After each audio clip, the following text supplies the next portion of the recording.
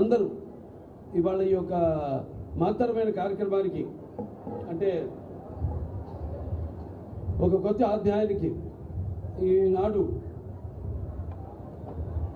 అందరూ ఇందులో భాగస్వాములు కావడానికి సమితిలా ఇక్కడికి విచ్చేసిన ప్రతి ఒక్కరికి, అలాగే నా పాత్రికేయ సోదరులందరూ కూడా, ప్రింట్ అండ్ ఎలక్ట్రానిక్ మీడియా వారందరూ కూడా నా హృదయపూర్వక ఆహ్వానం పలుకుతున్నాను.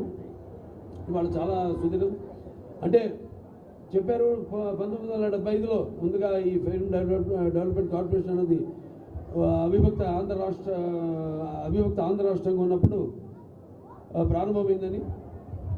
ఆ తర్వాత 2017లో రాష్ట్రాలు విడిపోయాక ఇక్కడ ఫిల్మ్ డెవలప్మెంట్ కార్పొరేషన్ని ఏర్పాటు చేయడం జరిగింది.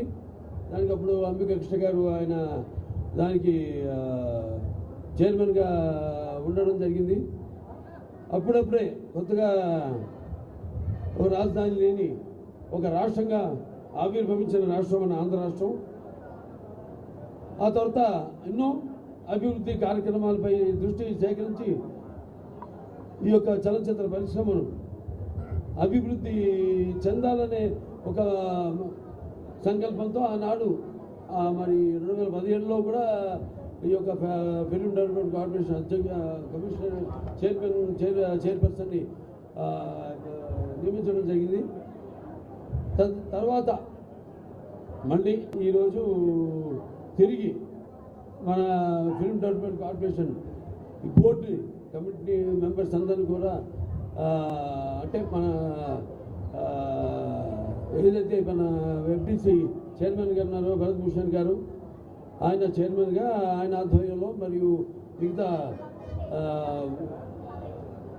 ఐఎంపిఆర్ commissioner and managing director Viswanathan గారి జరిగి అలాగే మిగతా ఈనాడు ఈ యొక్క కమిటీ మెంబర్స్గా నియమితులైన ప్రతి ఒక్కరు కూడా అంటే మన చిక్కాల మేయర్ రమేష్ గారు అయితేనేమి, సుమన్ తల్వార్ గారు అయితేనేమి, శివాజీ గారు అయితేనేమి, చదలవాడ శ్రీనివాస్ గారు అయితేనేమి, లేకపోతే మన బుర్రా సాయి మాధవ్ గారు, అలాగే వై ఝాన్సీ గారు, అలాగే కూచిపట్ల సుబ్రహ్మణ్య వివేకానంద గారు అయితేనేమి, అలాగే వి సముదర్ గారు, అలాగే కె ఉమామేశ్వరరావు గారు, అలాగే గంజిమెల్ల సాంబశివరావు గారు, ఎస్ వెంకటకృష్ణారెడ్డి గారు, అలాగే జి రాజ వెంకటేశ్వర యాదవ్ గారు, అలాగే డి సత్యనారాయణ గారు, మొత్తం వీళ్ళందరితో ఈ యొక్క ఎఫ్డిసి కమిటీ ఏర్పాటు చేయడం జరిగింది. ముఖ్యంగా మన ఆంధ్ర రాష్ట్ర ముఖ్యమంత్రి వర్యులు నారా చంద్రబాబు నాయుడు గారు, అలాగే తమ్ముడు డిప్యూటీ ముఖ్యమంత్రి పంచాయతీరాజ్ శాఖ మార్చులు తమ్ముడు పవన్ కళ్యాణ్ గారు, ఆయన కూడా ఒక నటుడే. అలా అందరూ కూర్చుని నేనైతేనేమి, లేకపోతే మన కందులు గురుగోష్ గారు అయితేనేమి, ఈ యొక్క చిత్ర పరిశ్రమను ఇక్కడ మనకి ఏమి లోటు ఉంది, మనం కూడా ఇక్కడ బ్రహ్మాండంగా మన చలనచిత్ర ఏ రాష్ట్రం ఉంటే ఆ రాష్ట్రంలో ఒక ఎఫ్డిసి ఉంటుంది, ఓ చలనచిత్ర పరిశ్రమ ఉంటుంది. అంతే తప్పితే అటు ఆ రాష్ట్రం ఈ రాష్ట్రం అన్న తేడా లేదు. నాన్నగారు ఎప్పుడో అన్నారు, ప్రాంతాలు వేరైనా మన అంతరంగాలు ఒకటేనన్నా, ధ్యాసలు వేరుగా ఉన్నా మన భాష తెలుగు భాష అన్నా అని.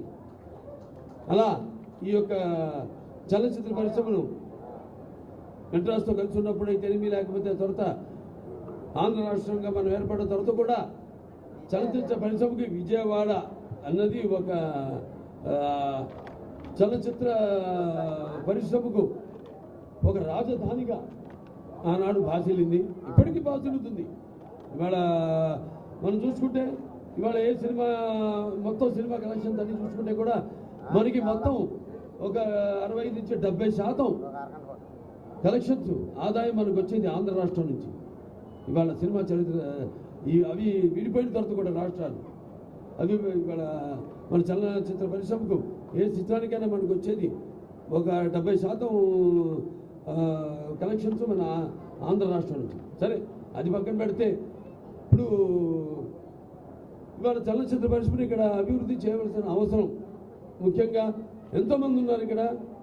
అండ్ నేను ఎన్నో సినిమాలు ఇక్కడ షూటింగ్ చేయడం జరిగింది. ఇది ఇక్కడ విజయవాడ నడిబొడ్డులో అయితేనేమి, లేకపోతే విశాఖపట్నంలో అయితేనేమి, రాజమండ్రిలో అయితేనేమి, మొన్న అఖండ సినిమా కూడా మన అటు రంపచోడవరం అక్కడ షూటింగ్ చేయడం జరిగింది. ఇంకా ఇటువంటి ఎన్నో సినిమాలు నేను చేసిన సినిమాల నిజంగా ఇక్కడ ఎవరు అన్ని సినిమాలు చేస్తుంటారు ఆంధ్ర రాష్ట్రంలో. అటువంటి మంచి ఒక వాతావరణం, ప్రజల యొక్క సహాయ సహకారాలు అందిస్తూ ప్రతి చిత్రం ఎటువంటి నిరాటంకంగా షూటింగ్ జరిగేలా సహాయ సహకారాలు అందిస్తూ, అలాగే వాళ్ళ చలనచిత్ర పరిశ్రమ ఇక్కడ మనకి లొకేషన్స్ బ్రహ్మాండమైన అద్భుతమైన లొకేషన్స్ ఉన్నాయి. ఇటు మనం ఇక్కడ చూసుకుంటే మన ఇంకో మన కృష్ణానది ఒడ్డున అటు కనకదుర్గమ్మ, ఇంద్రకీలాద్రి కనకదుర్గమ్మ ఆశీస్సులతో ఇవాళ ఈ కార్యక్రమం ఇక్కడ జరుపుకోవడం, అలాగే అటు విశాఖపట్నంకి వెళ్తేనేమో అక్కడ మంచి అందమైన అక్కడ సముద్రం అయితేనేమి, లేకపోతే అరకు వ్యాలీ అయితేనేమి, అటు నుంచి రాజమండ్రికి వెళ్ళాలన్నా అటు రాజమండ్రిలో అక్కడ ఆ వాతావరణం ఏదైతే మన సినిమా రకరకాల నేపథ్యాలను మనం తీస్తూ ఉంటాం. అటువంటి నేపథ్యాలు గ్రామీణ నేపథ్యం అయితేనేమి అద్భుతమైన లొకేషన్స్ ఉన్నాయి అక్కడ. సో ఇలా ఇవాళ చలనచిత్ర పరిశ్రమను ఇక్కడ కూడా అభివృద్ధి చేయాలి అన్న సంకల్పంతో ఈనాడు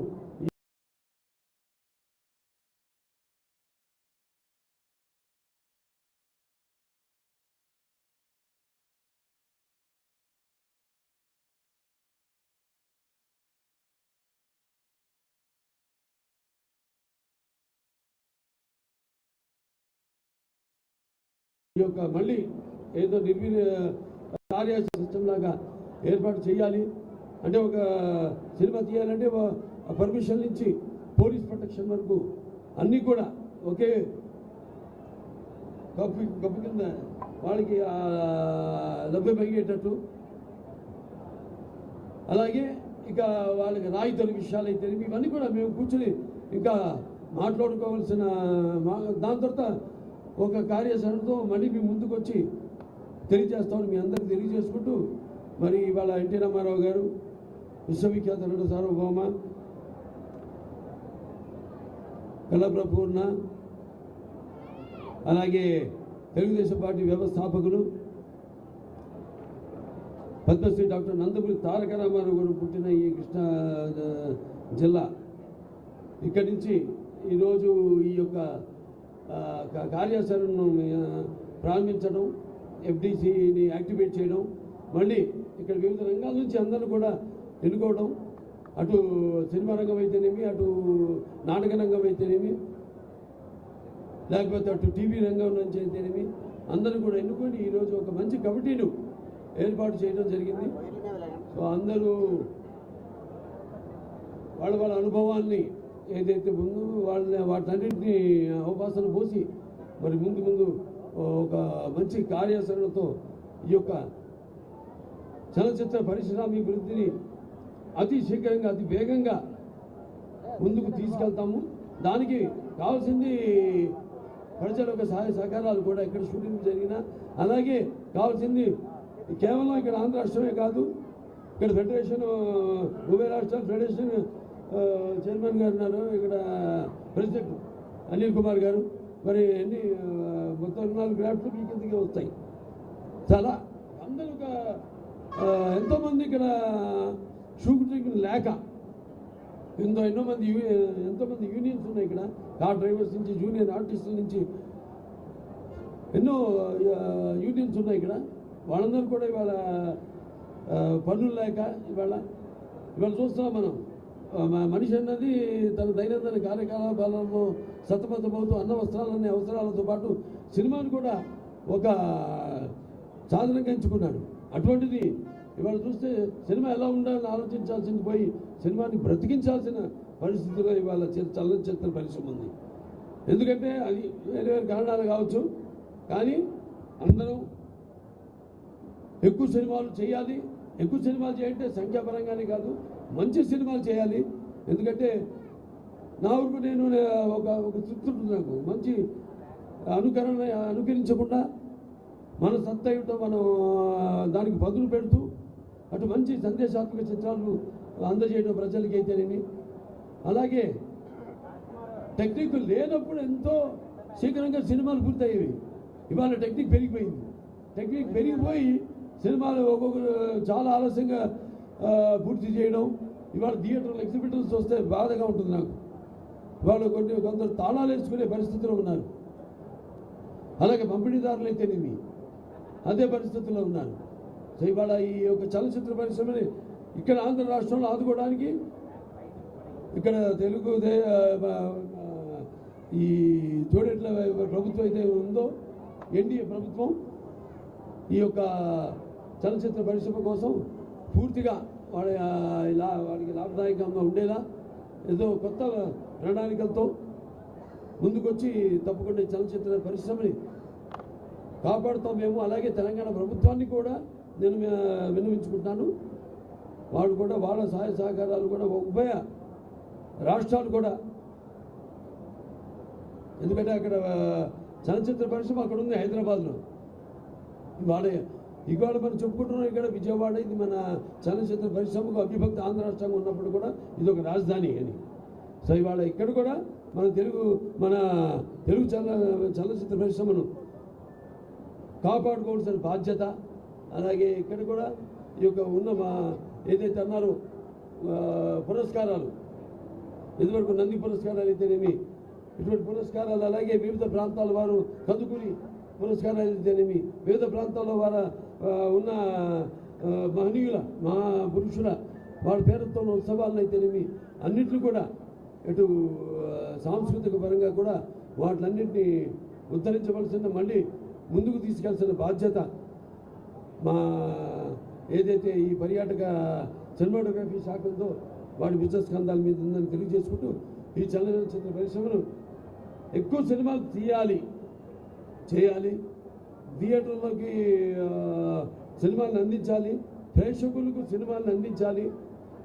అందరూ ఒక కుటుంబంలో కష్టాలు వచ్చినప్పుడు అందరూ కూడా వాటిలో భాగస్వాములై ఒక కుటుంబ సభ్యులుగా వాళ్ళ కష్టాన్ని వాళ్ళలో తీర్చుకోవాలి.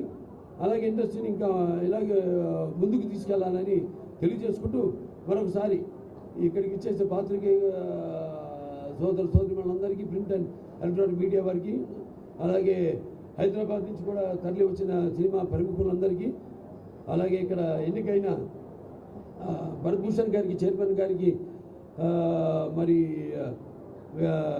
ఎండి అండ్ ఐఎంపీఆర్ కమిషనర్ గారు విశ్వనాథన్ గారికి, మురళీ కుమార్ గారికి, అనిల్ కుమార్ గారికి, మిగతా మన ముఖ్యంగా